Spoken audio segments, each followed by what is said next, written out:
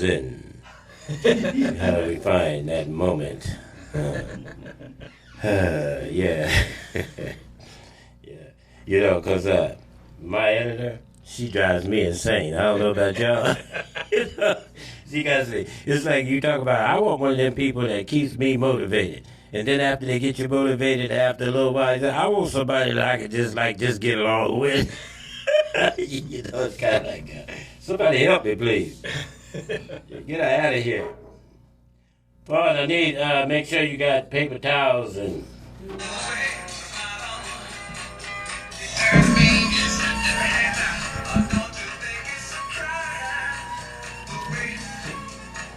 Thank you very much, Fawn.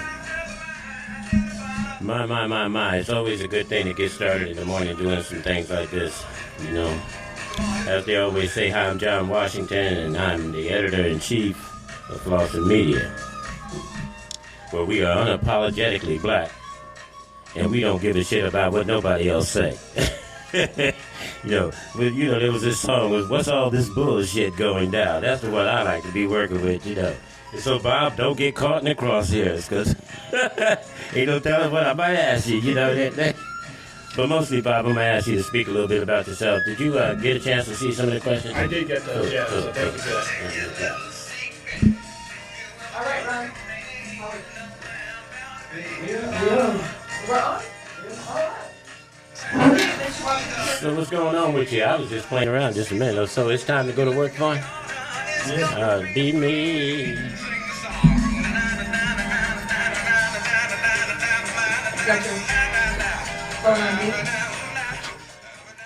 I like, the one thing I don't like about all this studio stuff is lights.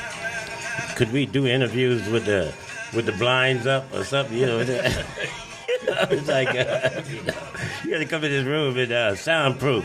I used to have a room like this, only have pillows all around the wall with a baseball bat. You know, express myself. Yeah, was that what that place was? Well, here we are again.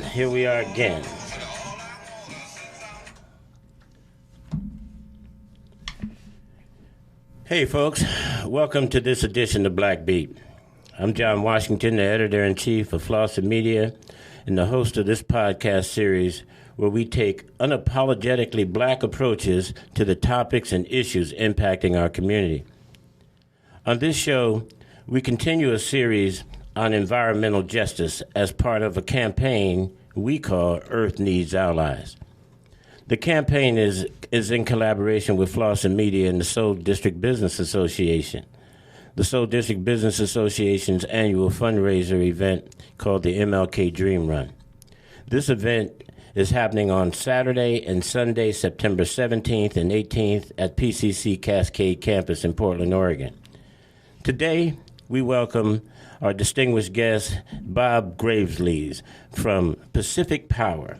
Pacific Power is one of the Let Freedom Ring sponsors in this year's run. Bob Gravely, the regional business manager of Pacific Power for Portland.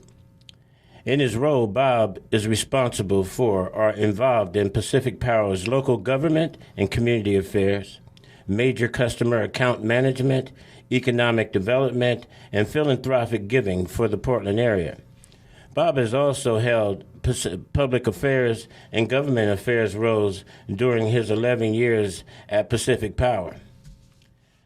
A Portland resident for 20 years, Bob is active in the community and currently serves on boards or advisory committees for the Portland Workforce Development Board, the Lloyd Enhancement Service District, Oregon Energy Fund, USEF, and Oregon's Association for Minority Entrepreneurs. Welcome, Bob. Thank you very much, John. Oh, my pleasure, man, to have you this morning. So, Bob, tell us a little bit about Bob. You know, where you come from, Bob, where you grew up, what gets you enthused about being, you know, and every day when you wake up, what gets you excited, Bob? I grew up in Wilmington, Delaware, so all the way across the country, kind of in between Philadelphia and Baltimore, so right East on. Coast. And then I lived in Washington, D.C. for kind of the first 10 years of my adult life, you could say. And I started. Good old D.C. Yeah, D.C.'s a good town. And I started out in journalism, and then Oh man, what you been holding back on this? You started out in journalism. You said you're a journalist major. Okay, right on, man. Maybe we should have just interviewed you for the magazine and let you write your own article. Go with it, man.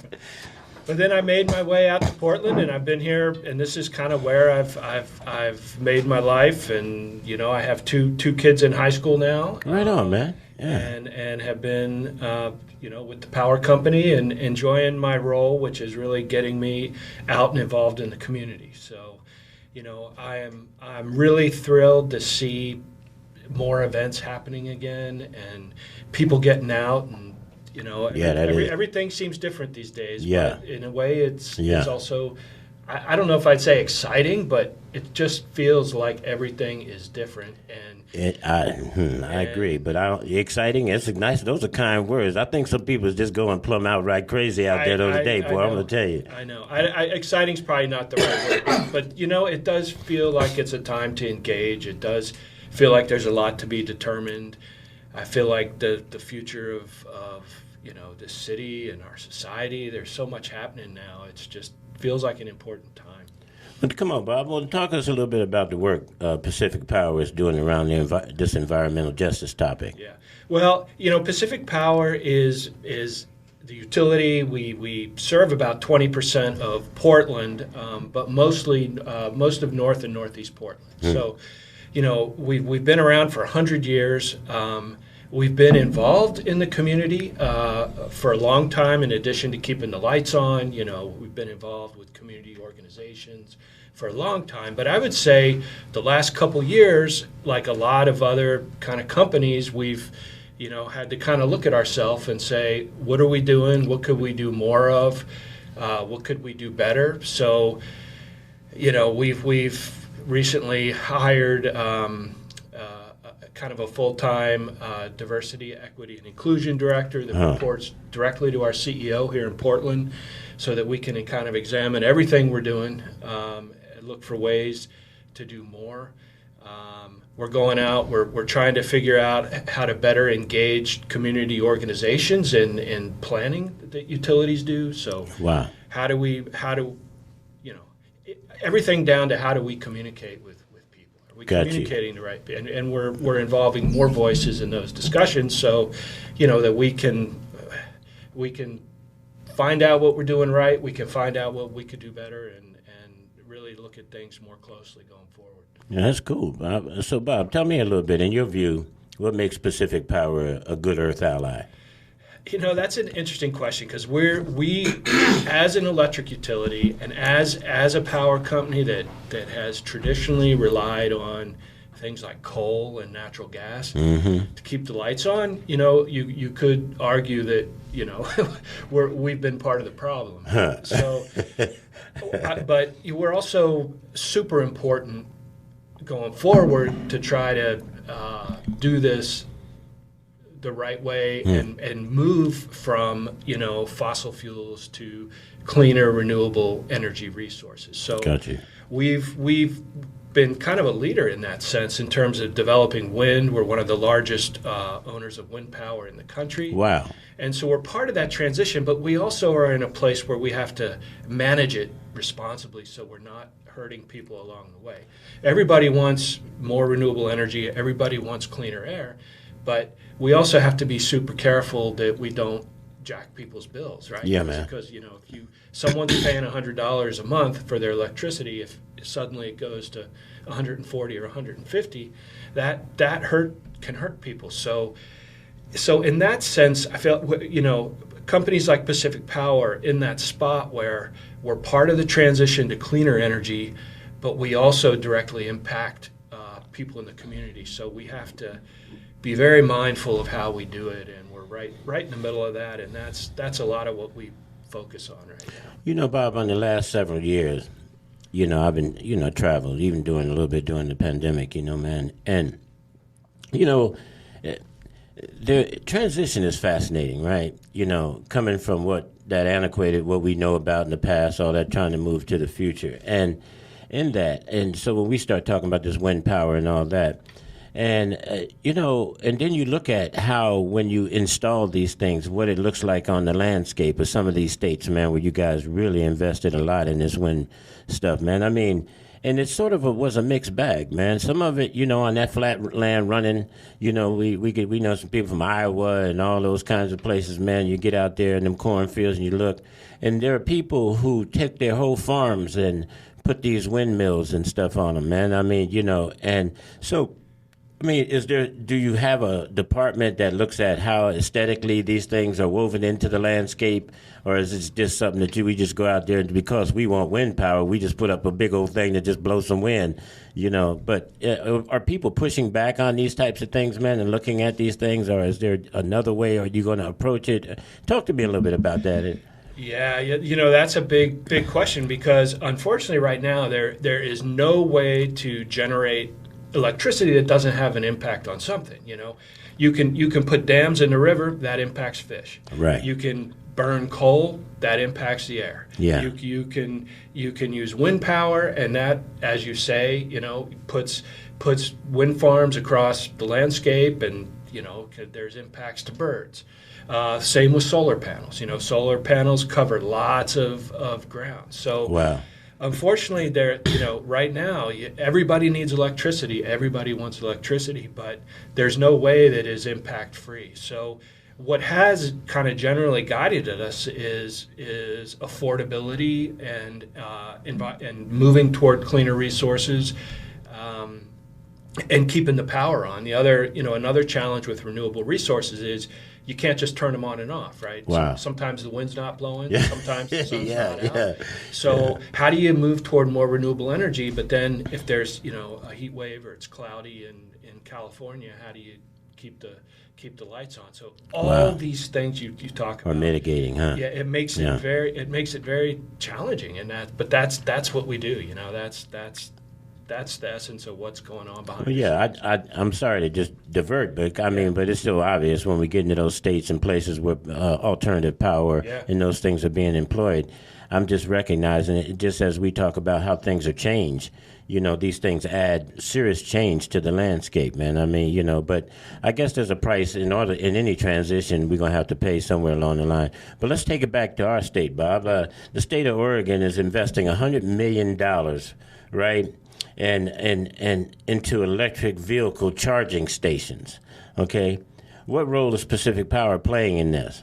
Right now, we mostly make sure that places that want to provide electric vehicle charging have the power connection to do it. And we're working a lot with the City of Portland, Multnomah County, TriMet, Metro, pretty much all the government agencies, a lot of our large customers, to provide the power for their charging. We also are involved in distributing a lot of grants. So we will, we'll work with all our partners in government, our customers, to give grants and make sure that they can connect where they want to connect.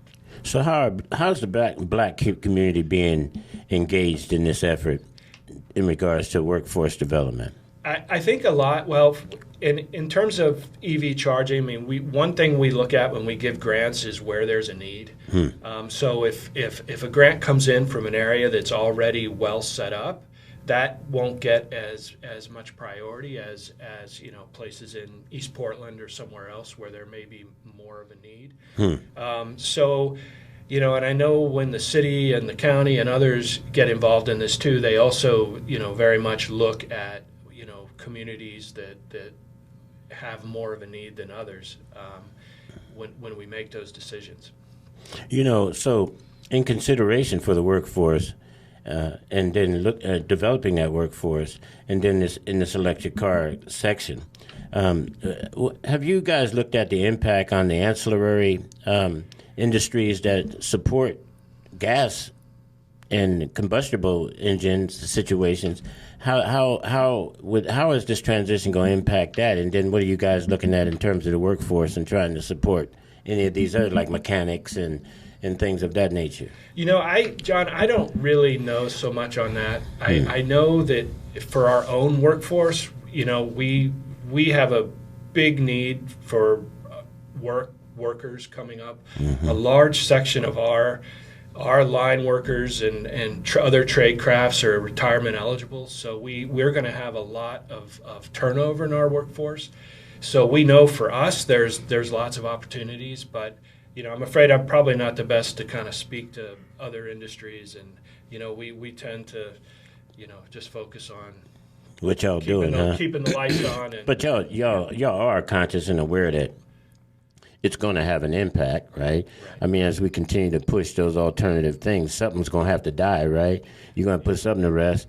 But the question, man, and for as far as I'm looking at it just seems like BIPOC or alternative communities, black communities, we tend to be last to the party, right? On some of these situations. And just as we grasp the golden straw in that sector, right, it gets yanked out of your hand and the sector changes and goes somewhere else. So we left with something that we can't use, So it's kind of we want to stay real focused on the transition and how that transition is going to impact our community in the long haul. I mean, it's always good to go, hey, hooray, hooray, it's something new, something exciting, let's go in that direction. But as you well know, I don't know if you know, Bob, but when we think about any of the alternative energy sources, green, all those things, I don't know about you, but whenever I hear those topics in the last 5 years and being somebody that's been on the grind now for the last 35 in this sector, communications and media and all that kind of stuff, is that whenever you start thinking about green, instantaneously you think white people. But that's an assumption that is really an assumption, because we as people of ethnic backgrounds have been connected to the land and the earth and the sky since we've been here and in our inceptions, So but somehow or another, the economic impact reality of those industries and those transitions and stuff seems to always jump over our communities and go somewhere else, and everybody else seems to get the reward of that, but we tend to still be sitting there going, wow, what's happening? And so these are some things that we want to stay really current about. And I think you're absolutely right there, and I think that is something that utilities, companies like Pacific Power, recognize that we have to do better. We have always looked at how to keep things the most affordable and keep the lights on. But I think that there's been a pretty broad recognition, including among ourselves, that we're not getting the input from the community that we've needed to best manage these kinds of transitions. So we're in the process right now. We've done it in the state of Washington, and we're in the process of doing it for our communities in Oregon, including Portland, to set up advisory groups where we're going to go. We're in the process right now of recruiting community organizations that represent communities of color, BIPOC, and others, and so that we can get input on exactly these kinds of questions. How do we manage these transitions? How do we plan in ways that take into account exactly what you're talking about? We have a guest sitting at the table. You don't really want to talk. He come here new on the crew. Introduce yourself, my brother, and let the world know that you exist. Hi everyone, I'm Jarrell Scott. What's your thoughts, Jarrell, about what you're hearing right about now? I've personally never really thought too much about like the connection of sustainable and renewable energy and like the black community. Right. Just I know, like from my experience, I'm from Portland and I grew up here, and that's just things that are conversations that like we never really had, like in my community and stuff like that. So now hearing that there's like these new sustainable options and like how people are trying to connect, people of color and minorities to, renewable energy, and also take into consideration like finances and affordability. It feels like it's a huge step forward. There's a lot of progression in it. See, like I said, you never know who's sitting at the table with you, right? Oh boy, got a thought or two in his head about all this. So Bob, tell us, how is Pacific Power, the education, getting the everyday Tyrone and Shalonda, involved in, this overall movement of environmental justice, man? I mean, what are you guys doing to ensure some kind of equity in that space, man? I think a lot, part of it is how we're what we're doing internally, like I said, this is the first time we've had a full-time equity and inclusion director who's going to advise our company internally on all kinds of things, from our workforce and hiring, our community engagement, how we communicate. And then we're also, making an effort to broaden the input we receive through these community advisory groups, as I mentioned. So it's our hope that, kind of through these processes, we will get more involvement, we'll get more voices, we'll learn things that we maybe haven't been doing as well as we can to kind of get that engagement and win that trust and broaden the participation. Yeah, win that trust, boy. It's always, because when you're a 100-year organization, you got 100-year issues. Yeah. you got year 5 and 6, bringing forward 90 years for Right. hints. You know what I'm saying? So old school, trying to adjust some of that internal thing, man. So I can respect that. I get it, I can't get that. Considering the sense of urgency that is circulating around climate change, healthy water and food, what are your thoughts? Give me 2 or 3 things that everyone needs to focus on to improve environmental conditions over the next 3 years, Bob. I would really just say, that's tough, but I would just say, try and pay attention and get engaged. There are opportunities to get engaged. There are opportunities to give input. And these are complicated questions. How do you transition in ways that don't impact some communities more than other? How do you become aware of the trade-offs and just educate yourself and look for opportunities to get involved? Yeah. Because it's happening. It's moving quickly. Yeah, man. And Quick. if people don't kind of get involved, it's going to just happen as it's been happening. And I think everybody needs those voices and needs that engagement to just make sure this whole range of issues kind of progresses in the best way. Bob, and sometimes as I do with these interviews, and we listen and talk about, the interviewee, you get a little reflective after you've had the interview, right? And some of the thoughts you might have had, hindsight, right, when you think about it. So as you sit here with us today, Bob, in this conversation, what are some things that you might think that questions I should have asked you, some thoughts you might have that you would like to inject in this conversation at this point in time that our listeners should be thinking about?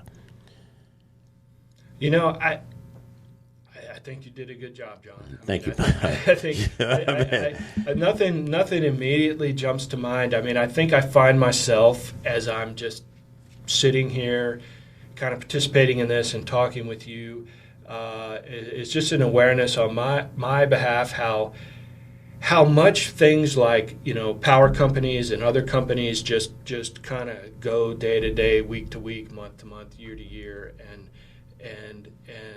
how important it is to kind of continue to get that feedback and that connection to the community, especially communities where services provided, the companies located. Mm-hmm. So that's my reflection. Gotcha. I appreciate that, Bob. And Durrell, while you're sitting here, man, what's your thoughts, man, about? Do you have any questions that you might have wanted to ask that now that you're sitting here listening to this conversation? Yeah, I did have one question I wanted to ask. Given that renewable energy is I wouldn't say it's new, but it's fairly new. What are some of the steps that you all might be taking in terms of educating the youth on the transition to using the renewable energy? I think there's a couple different parts of that. There's the transition to renewable energy that comes over the lines that serves everybody, and then there are things that people can get involved with, in terms of their own house. So we try to give people awareness of programs that we have. Ours is called a Blue Sky program, where you can get grants and solar panels for your own house, we partner with some churches in the area and some schools and some libraries to put solar panels on the roofs and have education programs through those kinds of grants. So, Augustana Lutheran Church is one that comes to mind, where they recently did that, and they've turned it into a community education project. So we kind of look for partners in the community where we can help install renewable energy, and then also work with the organizations to turn it into educational opportunities for the community. That sounds like a neat move, man. Come on in here and just drop some of this stuff on people and just say, hey, y'all got to figure out how to make this shit work. And then you got to educate the rest of it. Because it would be actually a good move if you get, because I remember like in the neighborhood, right, I get these people, these door knocks, these cold calls, right? And they come in and they go, hey, your windows, I see that your windows on your house need to be upgraded, right? And we're looking for a couple of show houses in the neighborhood to give you a discount on the windows so that we could put our sign outside your window and say, we did your windows, right? And then other people were there. Well, so then if we give you this break, you'll go and tell your neighbors, well, they gave me a break and you should get their windows, right? So, I mean, it's a trickle down, but I think, again, for me, I want the public to know, and I want you guys to know, we need to be more intentional and deliberate about what we're trying to accomplish. It's the bottom line, man. And, there are so many different tactical realities that large companies that are 100-year companies who have had to transition from their supremacy stages to now where we have all this equity-based realities, and there have, just as we're trying to change up alternative power sources, a lot of these companies are trying to change up alternative ways of how they deliver their services and how they do these things. So we need to be real more, like I said earlier, more deliberate about how we approach equity and integration into these processes where certain demographics has historically been locked out of a lot of these works. And so it's not so much about we'll get to it, or we don't quite know what to do, or all these suspension tactics, these tactics that are delay. Suspension and delay it can be forever. It can go on and on and on and on with excuses and those things. So when we get more deliberate about and more intentional about, the fact of the matter is every structure that supports spiritual development in a society, homogeneousness in a society, all of it talks about how we treat the least amongst us, okay, and how we have to begin to address that reality to have that upward mobility. And most importantly, as we conclude, Bob, I think it's real important is that we look at this whole issue of the wealth gap and how things have affected, because, when you set a trajectory in motion, it's really difficult to recognize that when you shoot something off or you launch something, how it's going to impact the larger community. But I think that we have a little bit of a template to understand how, as we roll out these new ideas and new things, is that the pre-existing structure has its strengths and weaknesses, and I think that we need to start acknowledging the weaknesses that sort of put barriers in front of any of the mobility and growth that we need to do, because someone wants to maintain control. But then again, man, it's a real difficult sell no matter how you press it up, because we live in existing capitalism, and the very nature of capitalism creates competitive nature. So in that competitive nature, we talk about ethic, but, that's something we have to balance out as we go. But we have to, as I said earlier, be more deliberate about how we look at how we roll things out and the impact. We don't talk about installing handicapped bathrooms in buildings anymore. We make sure that we get those in there so that we don't have to have that conversation after the building is built. So we become conscientious about those things that need to come in. So, hey, folks, listen, again, welcome to Black Beat, and we are surely glad that we have Bob Graves from Pacific Power here today sitting with us. And hey, man, we've had a real crack-em-up time. And Bob, thank you again for coming on the show, man. Thanks. The Earth needs allies, and Pacific Power should be a big player in that lane. Man. So we're really glad you're out here trying to move this needle a little bit, Bob. And so thank you again for coming on the show, man, and being part of what we're trying to accomplish around here. You hear? Thank you for having us, John. I really appreciate it. Yeah, my pleasure.